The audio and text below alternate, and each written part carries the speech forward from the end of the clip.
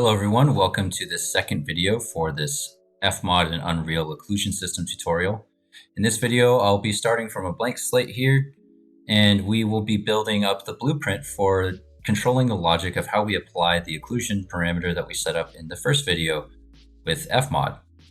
We're going to be doing that by using a multi-line trace for objects. So if we hit multiple objects, we'll be applying a greater amount of the occlusion parameter. So the easy way for us to test this out is to grab the cube here and make some walls. So maybe make this a little thinner.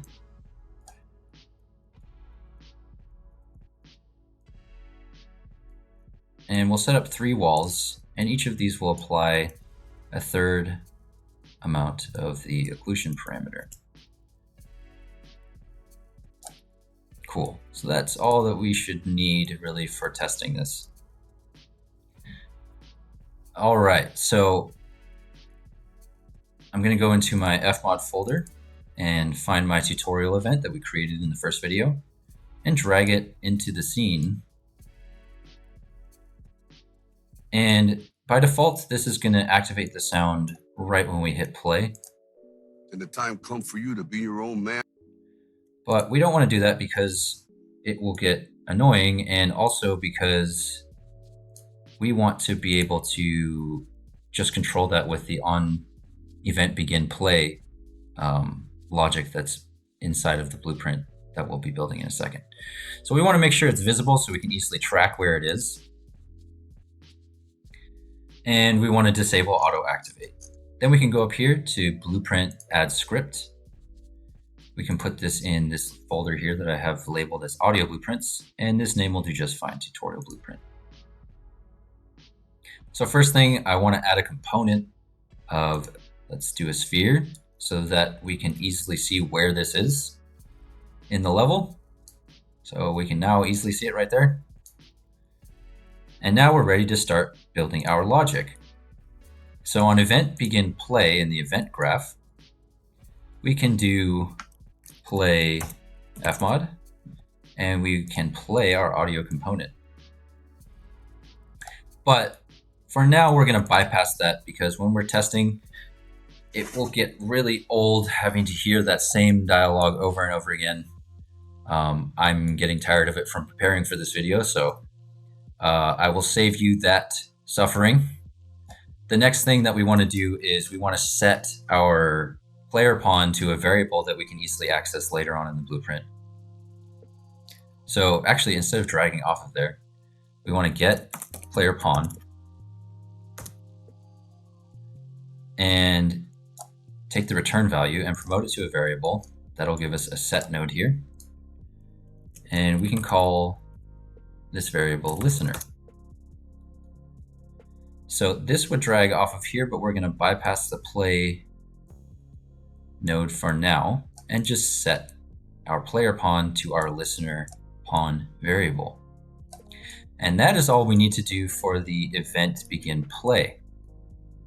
Everything else will be taking place on the event tick. So the first thing that we need to do is we need to calculate the positions of our audio source and our audio listener. We just set up a variable for our listener, but we don't have a reference to our source yet. So we want to get actor location. And this one is automatically set to self. So we have the location of ourselves, which is the audio component, the emitter essentially here. And we can duplicate this to get the actor location of our listener that we just set up in the begin play function. And we want to take each of these return values and store them as vector variables that we can use later when we're tracing.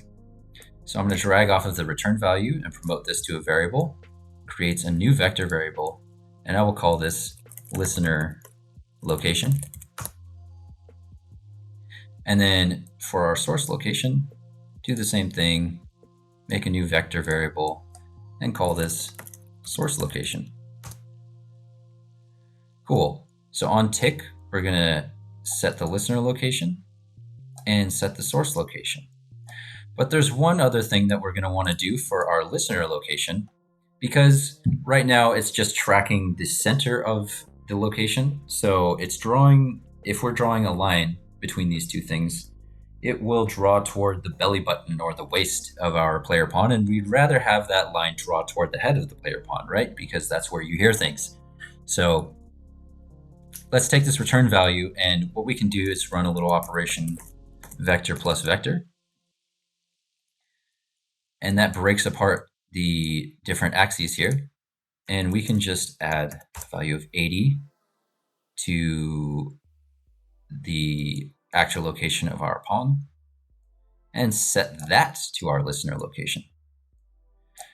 Cool. Now that we have those locations set up, we also want to find out what the distance is between them. And we want to do that because later on we want to be able to control whether or not to run the occlusion operations. If you're too far away to hear them, we don't want to be running those in the background.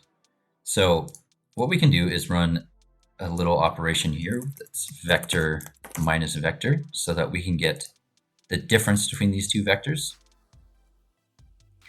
And then so that we can easily work with it later, we want to change this into a float. And we can do that by getting the vector length and take that return value and promote it to a variable called distance. Cool.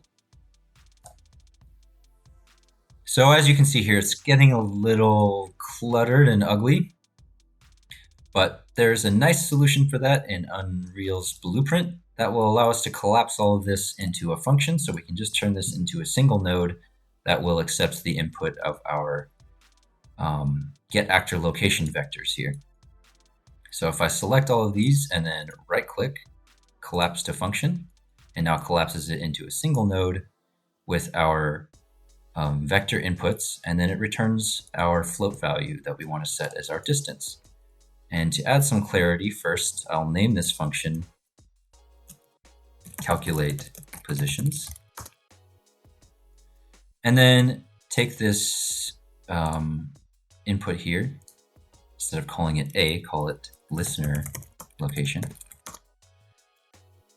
and take our return value and call that distance. So things are very explicit and we can see what is going on in the event graph. Maybe just flip these around so it's a little nicer looking.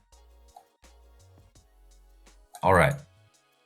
So now on tick, we're calculating the positions of our listener and our source, and we're returning a value, a float value of the distance between those two. What else do we want to do with these now that we have them stored as variables? Well, the distance, we can set up a maximum distance where we will be running any of the further calculations, but we will do that a little bit later. Let's set up the core functionality first. So the next thing we want to do is we want to set up our trace. So we can set it search for trace, and I know I'm doing a multi-trace for objects, multi-line trace for objects. There we go. So our start position will be our source location, and our end position will be our listener location, which is why we set those up as variables earlier. That makes it very easy to read later. Now for the multi-line trace for objects, we need to have an array of object types. We're only going to be looking for one for this demo, so we can drag off of here and click on Make Array, and it will automatically make an array of one element for world static, which our cubes are already set to by default, so they will work. And for safety, I also think it's a good idea to tell this to ignore our listener, even though the chances of that generating a collision are basically should never happen, but just in case. So we can drag onto here and it will make an array for us of one element to ignore, which will be our listener. And then in the debug draw type, we want to set this to 4:1 frames so that we can see every frame when a line is drawn. So that should set up our trace. So if I test it out, you can see the line tracing, and it's going to the head of the player location instead of the waist like it would by default. If I go behind this wall, we have a hit there. If I go behind the second wall, we have a second hit. If I go behind the third wall, we have a third hit.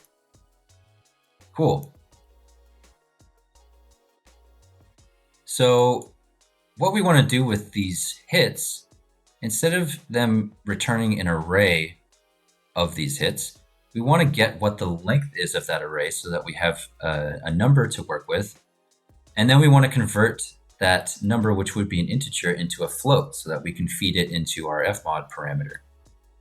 So I'm going to drag off of out hits and type in the length so that we can get the length of the array, which will return an integer.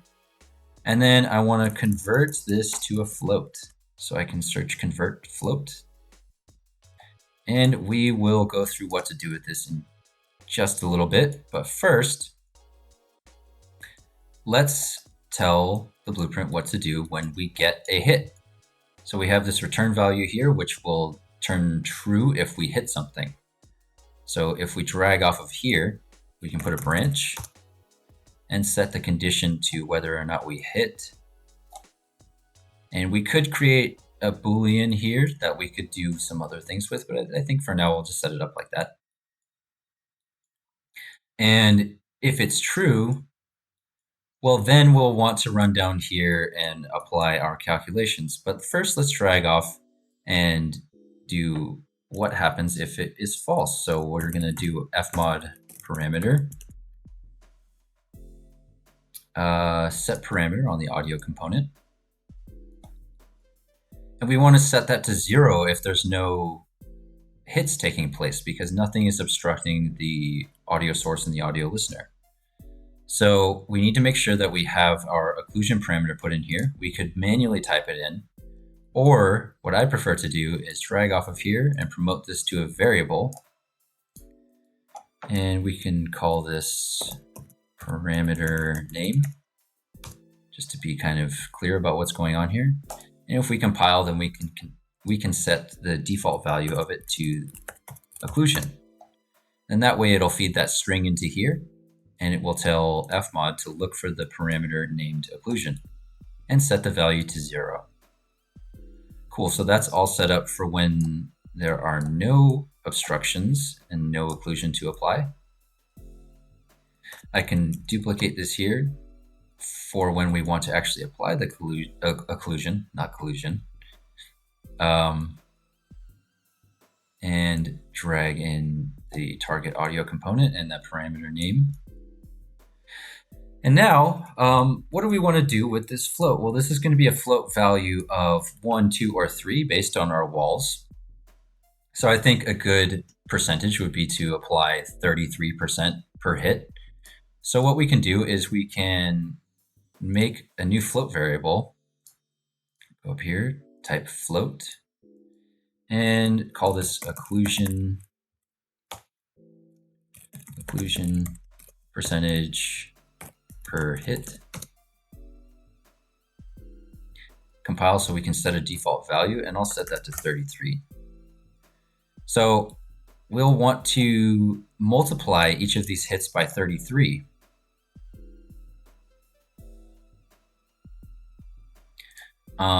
So I'll drag off of here and do float times float. So we're multiplying it by our occlusion percentage per hit, which is by default 33.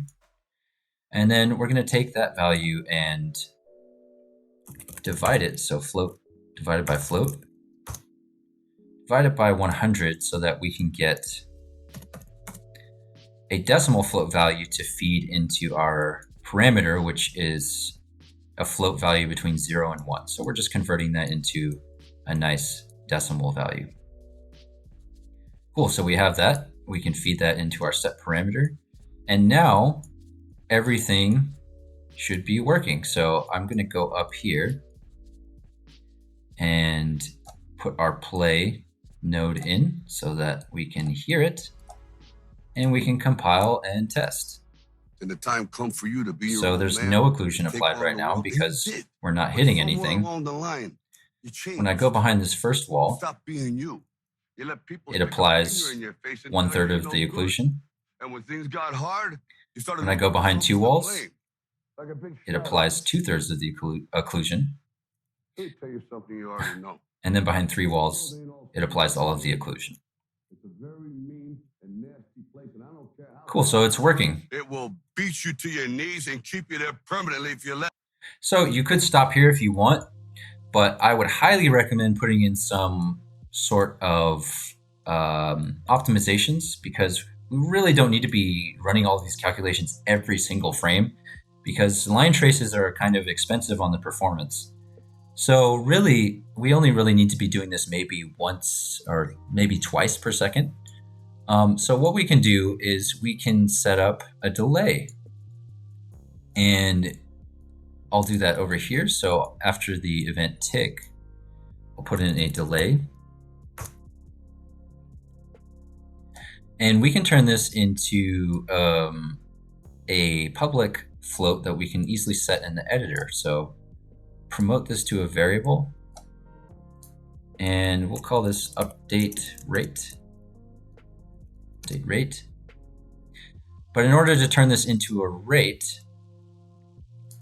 we want to get a value, a float value of 1, and divide it by this number, so that when we increase this number, the delay will be smaller and smaller. So I'll do float divided by float, and set our numerator to 1 and our denominator to our update rate, and instead feed that into the delay. And we want to make the update rate public so that we can easily set it in the editor. Also compile and set the default rate to 2, so it will do 2 updates every second. The other things that we want to make public are the occlusion percentage per hit and the parameter name. Cool, so we can see that in action in a bit, but first, there's another thing that we can do. As I mentioned earlier, we are storing this distance float by calculating the difference between the 2 locations of our source and our listener. And what we can do with that is that we can compare it against a maximum defined distance.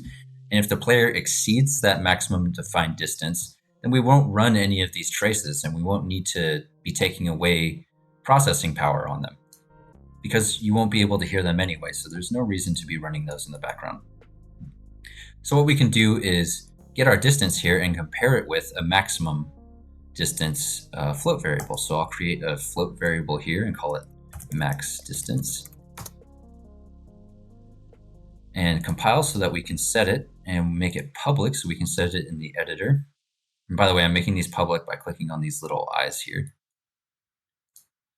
And I'll set that to 4,000. So what we need to do is make a branch here and make the condition float is less than or equal to float. So we want to compare our current distance and make sure that it's less than or equal to our maximum distance. And if that's true, then we will go along with all these operations and apply occlusion. But if not, then we will just return, and we will keep calculating the positions and the distance. Cool. So then there's one more thing that we can do in case we don't want to apply occlusion at all. Let's say we are in an area where we know that there's not going to be any walls or anything. Then we don't need to be even detecting we don't need to be even running these operations to detect the distance between the source and the listener. So we can put another branch here and make a public Boolean. So promote this to a variable and call it enable occlusion. and make this public. So that way in the editor, we can just tick a little box and it will say whether or not we're going to start doing all this other stuff. Cool. So that should basically be it. The other thing that we can do is clean this up by putting it into a macro. But first, let's go ahead and show what we've got here. Come for you to be your own man. So you can see now it's only tracing twice per second. You changed. Stop being you. You let people stick a finger in your face and tell you you're no good. And when things got hard, you started looking for something to blame, like a big shadow. That works just fine. I mean, if you found that not to be sufficient for whatever reason, what's nice is that since we've exposed these variables, under the default tab here, when you click on the actor in the scene, we can type in the parameter name if we've made a mistake with our string. We can set the occlusion percentage per hit, and we can change how often it updates. So let's try changing that right now and put 5 times per second. And we can change our maximum distance if we want, or we can completely disable all of this stuff. So let's check out the new update rate. So you can see it's tracing more often. And if I go too far away, outside of our maximum distance, it stops tracing, which is very nice because that will save us on performance. We can't hear it anyway, so why do we need to run all these calculations? Once we get close enough, it'll start tracing again. The world ain't all sunshine and rainbows. And run everything that we just set up. Cool. So, like I said, the last thing that we can do is we can clean up this blueprint so it's not such a big mess here to look at by making a macro. You can go ahead and end the video here if you'd like, but this will be, I mean, if you're working with a team of people, they will appreciate a lot if you clean this up. So one of the things that we want to be able to do is have the update rate and the enable occlusion be inputs for our macro that we're going to make. And also we want to have a way to bypass this entire thing since we're dragging off of the event tick and we have a delay in here. So we don't want this delay to affect everything else that will go on from the on tick event. So I'm going to highlight everything in here and right click and collapse to macro. It puts it way over here, but now we can put it here. See how much cleaner that's going to be? Okay. So I'm going to go in here and we can edit our inputs. Let me just put the execution at the top. So we have our float of update rate. Let's put that below actually. Update rate. And our Boolean of enable occlusion. Set this to exec, compile.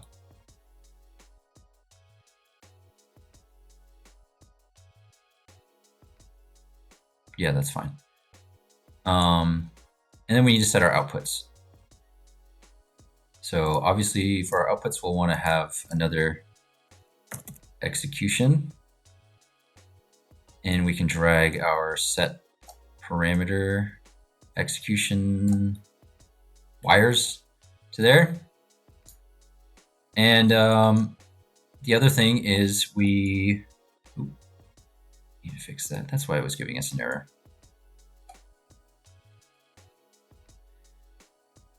Where is this? Oh, okay. So now we can drag our event tick into this macro and just call this audio occlusion.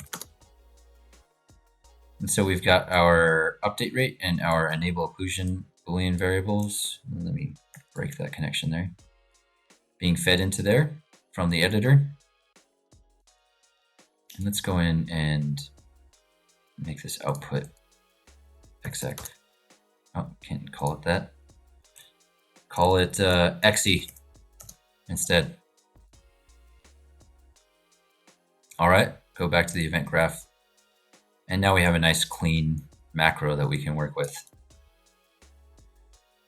Okay, so if we set enable occlusion to false, then it will just bypass all of this. And the way that we can check that to make sure that the delay isn't affecting the tick is we can do a print string.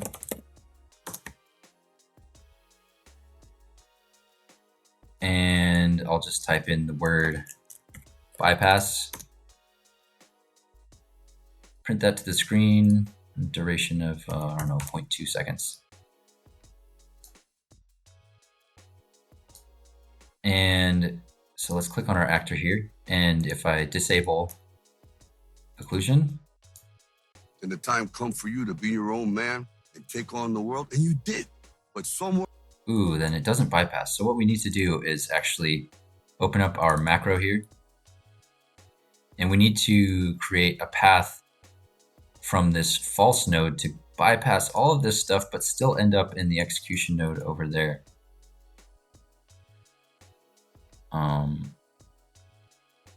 So I'll make a reroute node to make it cleaner, and drag it to there. Okay.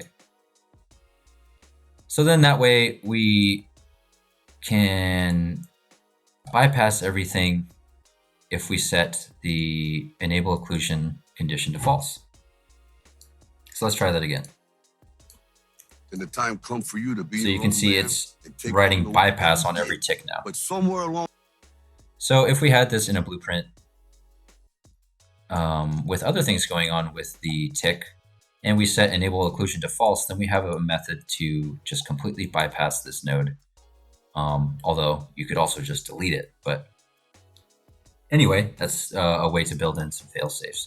So I hope you enjoyed this video. I know I enjoyed making this. It's a lot cleaner than the first time I tried to set up an audio occlusion system. You could definitely go into this macro and clean it up even more, make this look even nicer, but this will do for now. Check out my other videos on YouTube. Give me a like, subscribe, and let me know if you want to see any other videos like this. I'm happy to take requests about audio implementation stuff. It's a nice challenge for me, and it's good practice to try to make this as presentable as possible. So thank you, and I'll see you next time. Take care.